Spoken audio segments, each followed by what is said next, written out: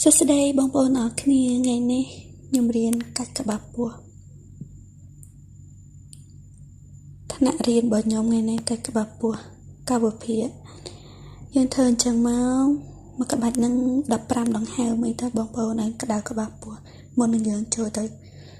ការកាច់ក្បាប់ពោះរបស់យើងចូលទៅក្បាច់របស់យើង